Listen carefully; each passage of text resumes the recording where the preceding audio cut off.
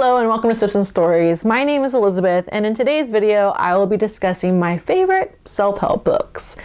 Yes, you heard that right. I am a person that absolutely loves the self-help genre. I'm not afraid to admit it. A lot of people would not be caught dead reading the self-help book, but I am one of those people that if I hear about a book on a podcast or I read about it in a magazine or it's on TV, some famous person is endorsing this book, I will go out and buy it at Barnes & Noble. I can honestly say that over the years, I've read dozens and dozens of self-help books, motivational books, psychology, business books. And these books that I'm going to talk about today are really the ones that have worked for me, the ones that I reread again over and over again every year to motivate myself, to get myself out of a rut, to push myself. Because I do think that you just can't read one of these books and then put it back on the shelf and forget about it and think that you've downloaded all this information. You really have to read all of these books that I'm talking about today over and over again, just like you would exercise every single day to condition your mind to think positively. Because let's be honest, the world is getting crazy, and the more that you can train yourself to think positively, the better. I was going to make this video back in January, and then I thought, no, I am going to post this video in February, because if you are anything like me, you probably did fine on all of your New Year's resolutions in January. And right now, about that 4th, 5th week is when you're starting to hit the wall. That's happening to me, and so I'm sure it's happening to a lot of you out there. You know, you're not following through with that exercise routine. You're not making that phone call you need to make. You didn't sign up for that class you said you were going to sign up for. So here are some books today that I'll be talking about that will help you accomplish those goals.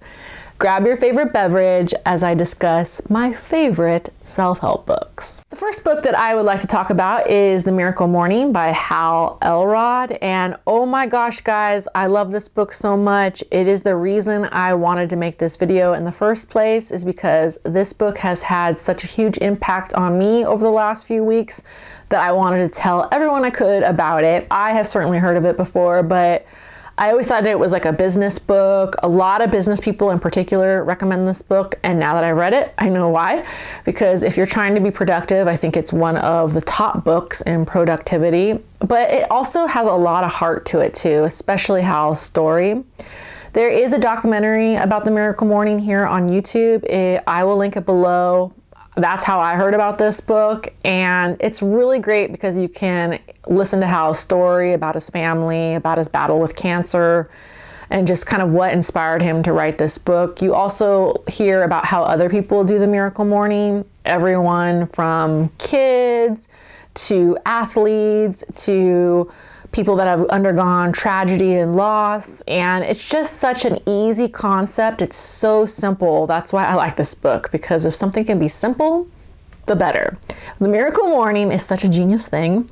Hal is like me. He's read all these spiritual books. He's read all these self-help books, and most business people, self-help people will tell you to do a couple things. They'll tell you to have a daily routine and do some sort of exercise or some sort of meditation or gratitude or visualization.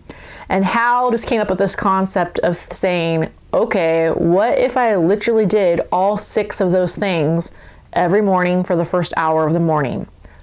Genius! Hello, McFly! Why has no one ever said to do this before? Because it works. He's come up with this acronym. He's big on acronyms. SAVERS. S-A-V-E-R-S. S stands for silence. Every morning for about 5-10 minutes, you'll want to do some sort of meditation. You want to sit in silence, put on a guided meditation, or if you're religious, that's the perfect time to do prayer. And then the next thing is affirmations. If you read a lot of self-help like I do, you will come across this concept of affirmations. And a lot of the authors that I'm talking about today, they have lists and lists of affirmations in their books, like, I am so happy and grateful now that I have this. And Hal says that, okay, that's fine, but a lot of that is delusional. If you don't believe that in your subconsciousness, it'll never come out in your life. It'll never manifest. He is the first person that has taught me how to do affirmations and visualization correctly. What you want to do is you want to say something like, let's just pick a goal of losing weight. I am so grateful now that I weigh this amount. I will weigh this amount. There is no other alternative. It will happen. In order to weigh this amount, I will do X, Y, and Z every day for this long. You have to be specific when you're making these affirmations. Same thing with the visualization. Again, a lot of people tell you visualize the end result. I've lost the weight. I feel so good. I feel so healthy. But then they forget the most important part is you need to visualize what you're gonna do now, that day, in this moment to make that reality happen. And that's another one. Ding, ding, ding, duh. Why have I not learned that before? Again, just get this book just for the affirmation visualization part alone. After that is E for exercise. And again, you're probably not going to do your major like exercise routine during the miracle morning. You're just maybe going to do like yoga or stretching. I do weight training for about 5-10 minutes, just some lifting of some weights, anything to get your body moving, your juices pumping. The R is really easy for me because that stands for reading. Again, a lot of business people, a lot of successful people usually are all reading these books that I'm talking about today. All the books I'm mentioning in this video are perfect books to read during the miracle morning. And then S stands for scribe. You can do anything from gratitude journal to making a to-do list to writing down some problem that you're facing at work and just kind of doing some general journaling. It really doesn't matter. I personally use this time to do my gratitude journal, to also do my productivity planner, just list what I'm going to accomplish that day. Again, just doing this for the last couple of weeks, my life has changed significantly. And then I didn't do it very much last week and some drama started happening. I'm not saying it was the miracle morning routine that made things go smoothly, but every day that I've done it, I've had a better day. And I think because you're building momentum, you're starting off the day with a win. And then if you do the miracle morning, you're much more likely to go ahead and exercise, eat healthy, make that phone call. So I do love this book. If you only just get this book right now, then I have accomplished my goal of making this video. Another book that I would like to recommend is The Magic by Rhonda Byrne. And some of you are probably familiar with Rhonda Byrne. She is the author of The Secret. The Secret is another hugely popular self-help book, motivational book. I am not going to talk about it today because I personally believe that there's just a lot more books that are better than The Secret, books that came out before The Secret, after The Secret, that I think are better but still teach these same concepts. But again, I still love The Secret. I still have all of her books, her manifestation cards, her journals, all that kind of stuff. I love anything she puts out, I'll buy. I am a sucker for all that stuff. But this one, now that I've read all of them, this one I think is the one that is the most life-changing. It's The Magic. This one is her book about gratitude. And just like the Miracle Morning, it gives you action steps that you can take. What it is it is a 28-day gratitude challenge. I like to do it once a year. Sometimes I'm successful at it and I finish the whole 28 days. Sometimes I'm not. But a good time to do it is right now, like when you're lacking motivation, when you just need a little oomph, maybe something negative happened at work or at school or family or friends. That's the time when you really want to condition the subconsciousness with gratitude. And if you just practice these habits consistently for a month or 28 days, you will just notice your mindset changing. Gratitude is crucial. I find that it is more and more important the older I'm getting, just like exercise. I have to do this gratitude every day. If I don't, my life can just steer off course really, really quickly. If you just do the first thing she tells you to do, which is to write 10 things you're grateful for every day in full sentences, for instance, I am so happy and grateful that because this, with all my heart, thank you for this, because of this. If you just write out the full sentences, 10 of them a day, and some days, again, you don't have time to do it, but if you did that consistently for a month, you'll change because you're conditioning the brain to think positively. She goes into other stuff. The gratitude rock is very famous. When you read this book, you'll go find your gratitude rock. She has you do different exercises. Some of my favorites are you write a letter to someone in your past that's influenced you, that maybe you're out of contact with now, but you're thinking like, if it hadn't been for that person, I wouldn't have got this job or I wouldn't have went to that school. She has you do that. That's really important. Another one I like is the day of service, where you go around and you are just grateful for everyone throughout the day who is being of service to you, who is helping you. That one is a real eye-opener, because everyone from your family to coworkers to the barista at Starbucks, you really realize on a daily basis how many people are helping you. Love this one so much. And again, if you want to start taking some action steps, this is a really nice book to have. My next favorite self-help book is The Power of Positive Thinking by Norman Vincent Peale.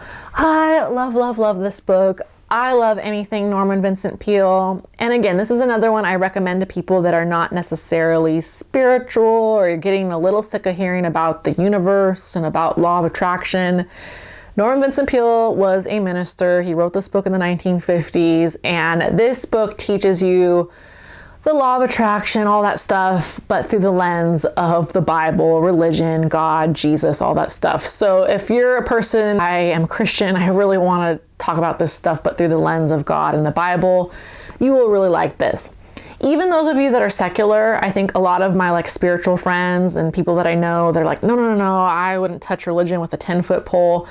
I do recommend this book to you as well. Those of you out there that might be a little skeptical of organized religion, or you don't like those big mega churches, and that is not the vibe of this book at all. It's just very old-fashioned values, very traditional Christian values. And again, he's just teaching you how to train your brain to think positively, but it is such a great book. I love Norman Vincent Peale, and a lot of his antidotes are older, and because the book was written in the 1950s, so he'll reference people like Lucille Ball all the time and Desi Arnaz. And it's just very old-fashioned, and I always gain some wisdom from Norman Vincent Peale. I have all his books. I love him so much. Another book that I really enjoy is The Power of the Subconscious Mind by Joseph Murphy, and I only discovered it a couple years ago, but it's been another one of those books that has been a game changer for me. It's another one of those books that I recommend for those of you that like The Secret. I do think this book is a little stronger than The Secret, because it's telling you the truth with a capital T, is that this whole idea of law of attraction and all that, it's your subconscious mind. It's the way that you talk to yourself. And this book teaches you how to train your subconscious mind, again, like all these books, to think positively. But he really gets into the subconscious mind and how powerful it is, and how you have to use your conscious mind to influence the subconscious mind. And that if you don't do it, other people will, right? Like people in your life, like your family, your friends, your coworkers. Again, you see it in advertisement, in the media. I think the reason it's such dangerous times that we're living in is that everyone wants our attention. Like everyone wants to influence our subconscious minds. If you're not the gatekeeper of it, if you don't consciously control it, it will control you, and your life can just go in so many different directions. He teaches you how to do that. And usually the best times to influence your subconscious mind is in the morning with something like Miracle Morning. That's why you want to start your day off positive. Right before you go to bed, that's where I use the techniques of this book, is you just train your brain to solve the problem for you. You train your subconscious to go to work while you're sleeping, kind of. And it works. The times that I remember to do this, it's miraculous how it works. It is so, so powerful. And the way that he talks about it is, think of your conscious mind as like the captain of the ship, and then your subconscious mind is like the engine that propels the ship. So if the captain steers you into the rocks, you're going to end up in the rocks. If the captain steers you out to sea, you're going to full steam ahead out to sea. Love this book so much. There's some religious element to it too. Again, he doesn't say universe. He's a lot like Norman Vincent Peale. He says God, right? And again, I think it's how our subconsciousness is the connection to God. Like we all know that we're connected to God and other people, and we're in this whole cosmic soup kind of. And so that's why the subconscious is so powerful. But I love this one a lot. And again, it's one I kind of have to like reread all the time, because it is so powerful and it works when you remember to use it. Okay, let's switch gears a little bit. I've talked about religion, law of attraction, all that stuff. But another area of self-development that has really helped me over the years is this whole idea of mindfulness and meditation. Again, meditation and silence is a part of the Miracle Morning routine. I think the reason a lot of people use meditation is you're training your brain to stop thinking. You're training your brain to relax, be in the present moment, calm down, get that monkey mind, that anxiety, and really focus in on the breath and the presence. And again, I am just an amateur at meditation, but it works. It's a practice that I am committed to for the rest of my life, and it is beneficial. One author that's taught me so much about it is Thich Nhat Hanh. Thich Nhat Hanh is a Vietnamese Buddhist monk. He gained popularity in the 1960s during the Vietnam War. He was dear friends with Martin Luther King. In fact, Martin Luther King nominated Thich Nhat Hanh for a Nobel Peace Prize. And then ever since then, he's been writing these just amazing books about mindfulness and about meditation.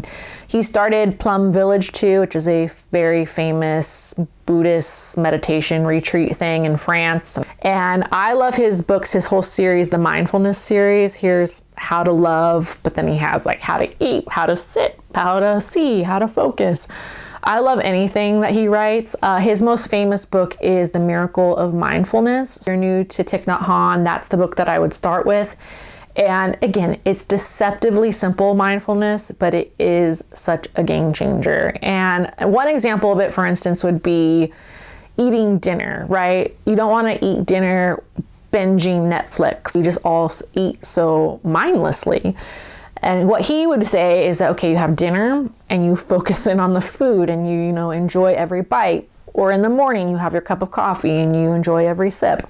For me, I really try to do it with washing the dishes. It takes 5 to 10 minutes just enjoying the soapy water, just making things clean, loading the dishwasher, seeing the kitchen clean when I'm done. That would be an example of a mindfulness practice. But again, I love Thich Nhat Hanh. He passed away recently, but I love all his books and I collect all of his books. Another person that is the king of the present moment is Eckhart Tolle. And Eckhart Tolle, again, I would say that if spiritual people are a little distrustful of authors like Norman Vincent Peale, who is a preacher, I would say the opposite is true. I would say that a lot of religious people might be distrustful of this book of Eckhart Tolle. So I find there's a little back and forth with these types of books between religion and spirituality. I'm the type of person that likes to embrace it all. I do think Eckhart Tolle has something to add to the mix here, especially his ideas of consciousness and presence awareness and all that stuff, which I think really is God kind of. What he's talking about is you want to live in the present moment and you don't want to live in your mind, just like Thich Nhat Hanh. You don't want that monkey mind to run your life. The part of you that always is like, they're better than me, they make more money than me, they're prettier, they're smarter, they're farther along in life. I hate my life, blah, blah, blah, blah. Look what happened to me in the past, or I'm never going to be happy until I make it to this one goal. He's all about you'll never make it to that goal until you honor the present moment. And there's this whole thing with the pain body too. Have you ever had an argument with your family member and just stop, just walk away, go take a walk around the block? That part of you that's telling you to do that, that is the awareness, that's the consciousness. The part of you that just keeps pushing buttons, right? That is the pain body. So there is something to be gained from this book. I like to reread it every couple of years. If you're new to Eckhart Tolle, I do recommend going back, watching those podcasts, listening to those old podcasts on Spotify or watching them here on YouTube with Eckhart Tolle talking to Oprah. I think the genius of their relationship is that she is just the master of interviewing people, and then he is the master of consciousness. So just those two, their conversation of she's asking all the questions that we would all ask, and then he is trying to answer them in a way that we can all understand because Oprah's asking the right questions. Love this book so much. I highly recommend it. Another author that is hugely famous in the self-help world, if you get into it, you're going to come across her eventually, and that is Louise Hay, You Can Heal Your Life. And I really do enjoy this book. It's a little, again, woo, But Louise Hay is the real deal. She has started Hay House, and you'll see if you're into this self-help, a lot of self-help authors you'll notice publish under her publishing house, Hay House. So she's really, really big in the industry. She's passed on now, but she gained popularity, I think, mainly during the 1980s.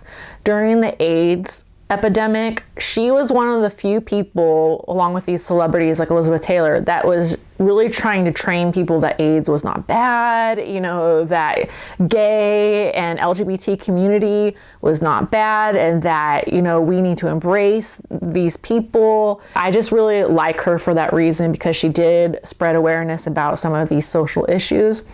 Her main thing is trauma. So you've been out there and you've experienced trauma, and who hasn't, right? People, if you live on planet Earth, you've experienced trauma, but especially like if it's stuff to do with your family.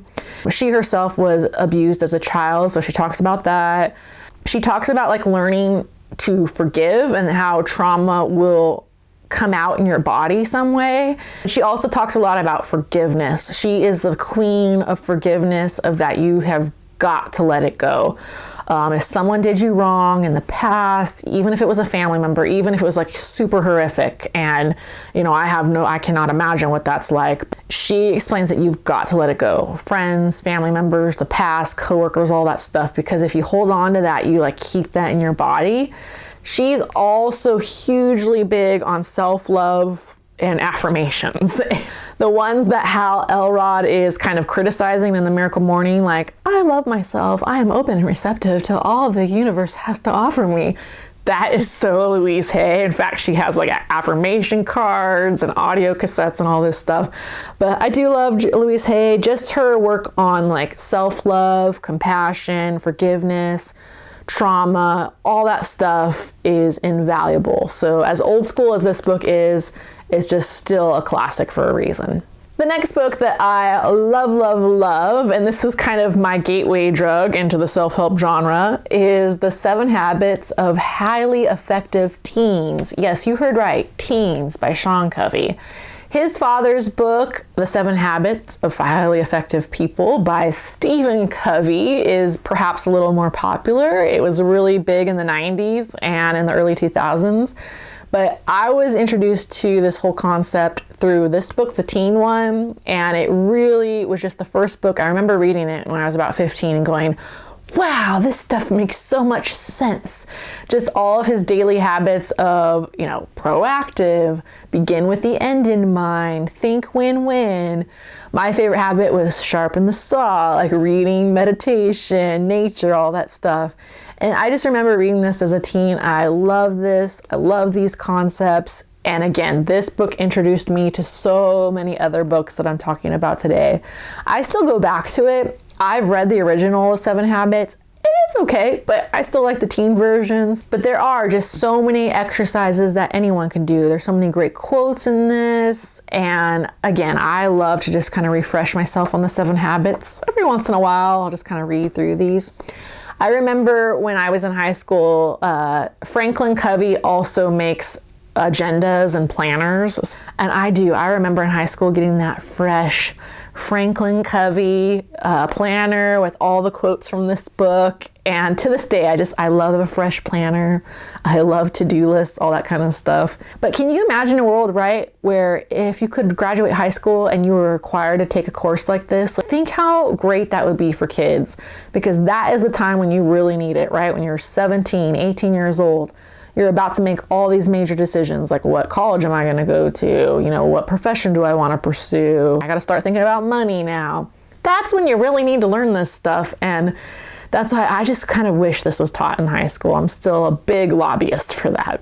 Okay, this one, Think and Grow Rich by Napoleon Hill. This one is the granddaddy of them all. This is the one that started the whole self-help genre, the whole productivity, goal setting, you can accomplish your dreams genre. And I still think it's worth reading for that reason. I think there's books that are better than Think and Grow Rich, but I do think Think and Grow Rich is a classic for a reason. So many successful people, so many business people reference this book for a reason, because it works. If you literally do everything that Napoleon Hill is telling you to do, you will be successful. There is an urban legend surrounding this book that it was inspired by the famous tycoon Andrew Carnegie. And the story goes that Napoleon Hill, he was this young reporter, and he had this opportunity to interview Andrew Carnegie, who started the Steel Corporation, and after he sold the steel company, he became a philanthropist during the last half of his life. So he famously has said that during the first half of my life, I made as much money as I could. During the last half of my life, I gave it all away. And it's true. He created here in America these Carnegie libraries. He also built Carnegie Hall. So really big businessman, philanthropist. The story goes that Napoleon Hill went to interview him for a newspaper article, and Andrew Carnegie says, look, I have this project I've been thinking about doing, but it's going to take time, it's going to take money, it's going to take effort. I need a writer to help me do this successfully. Are you in or are you out? And Napoleon Hill was like, oh my gosh, of course, yes. This is the opportunity of a lifetime. Andrew Carnegie wants me to do this big project. What is it? Andrew Carnegie says, okay, this is what it is. I am going to introduce you to all of the most successful business people in the entire world, including myself. And I want you to interview all of us, and I want you to come up with these success principles. Here's the ones that I have personally helped me, but you're going to learn a lot by talking to all of these people that I'm going to connect you with. And I need you to package it and make a book out of it, or a course or something. And then he did. He went on to create this course, and he influenced other motivational people like W. Clement Stone, and W. Clement Stone influenced Jack Canfield, Stephen Covey, just how these principles have just passed down from generation to generation. That's how important this book is. A lot of it is just the exact same stuff that has been talked about in all these books. Thoughts are things, desire, faith, making a decision, persistence, power of the mastermind. That's one of my favorites. The subconscious mind, he talks about the brain and all this stuff. I think the most valuable lessons from this book that I like are the definite chief purpose. I think that's in the first lesson, where you have got to have a goal, you've got to write it down, and then you've got to list all the reasons why you want that goal. Going back to Miracle Morning, that's exactly what Hal Elrod is teaching you to do with affirmations, is you've got to write the goal down, and then you've got to list all the things you're going to do to accomplish the goal. That is a huge part of affirmations and visualization. The other thing I like from this book is this whole concept of the mastermind. I think this book is worth picking up, even though it's old-fashioned, for that concept alone. I have never heard of a business person, a successful business person, that does not have a mastermind group.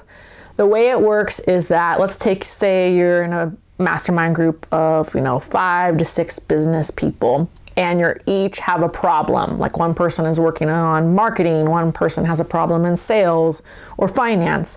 And then you tell the entire group your problem, and then everyone starts generating ideas, because you alone, right, can stew on it. You can have your subconscious work on it, but just imagine that power multiplied by more people. And I think we've all had that experience at school or at work. A meeting that went really well, a team that we're on that works really well, in church or what have you. You have all of these ideas, but you need people to help you accomplish things. Love this book, highly recommend it. All right, speaking of mastermind group, that is an excellent way to segue into my favorite self-help classic. I've talked about this before on this channel. I love this book so much. In fact, if I could give the entire world one book, if I had that power to just have Amazon send everyone in the world a book, it would be this book, How to Win Friends and Influence People by Dale Carnegie. And again, I am just so saddened by anyone that would just not pick up this book because of the title. Like, oh my gosh, that's so cheesy, that's so self-help. I would not be caught dead reading that book. Oh my gosh, you are doing yourself such a disservice, because this book is a game changer. What it is, it's the golden rule. Do unto others as you would have done unto you, but fleshed out, explained. It really works with that mastermind group. And so again, if you find yourself, or you're one of those kind of people, like you're introverted, you've got great ideas, but you just kind of don't know how to work with people, this is the book to read. And I think we all need to learn those skills. Kids, again, high school kids, students need to learn this stuff. Business people love this book. In fact, there's this whole course you can take. I've wanted to take the Dale Carnegie course for years. And, a lot of business people swear by this book. But I can't think of a single person who wouldn't benefit from this. Like even a stay-at-home parent, right? The most important job in the world, dealing with kids all day. You need to read this book. Everyone needs to read this. He just kind of talks about like basic stuff. Again, his energy is a lot like Norman Vincent Peale. It's very grandfatherly. He gives a lot of real world examples. Unlike Napoleon Hill, who only talks about like businessmen, he gives a lot of examples of women business leaders too, which I really appreciate. Even though it's old fashioned, he gives a lot of examples of women, much more than Napoleon Hill, which is why I like Dale Carnegie better. And again, just such a good book, just simple stuff like smiling, using people's names in conversation, don't criticize, condemn, or complain, how to talk to people effectively, that you'll build better relationships and you'll make more friends, just being interested in other people versus trying to get other people interested in you. It is so hard making friends as an adult. So easy when you're young in high school and college, but this age, right, like in your 30s, whoa, very difficult. He gives you some techniques of just how to navigate that. Really love this book, and I reread this one all the time. And every time I read it, I swear, I get such fresh ideas every time I read it. Love this book so much. I want to give it to the whole world. It's one of the best books of all time. Alrighty, thank you so much for joining me for my favorite self-help books. And again, I have zero shame about these books. Anytime I can read something that's going to make me a better person, make me more productive, loving, grateful, yeah, I'm going to read it. And I'm especially going to recommend it on this channel. But again, I thought that February was a good time because if you're like me, you're probably hitting a bit of a wall. It's still winter, you're still trying to plow through. I highly recommend all of these books, from The Miracle Morning to Dale Carnegie's How to Win Friends and Influence People. And then if you just kind of need calmness, Thich, Nhat, Hanh, Eckhart, Tolle. If you want to motivate a young person in your life, 7 Habits of Highly Effective Teens. Love that one. But again, I love all these books and can't recommend them highly enough. Thank you so much, everyone. Have a great day.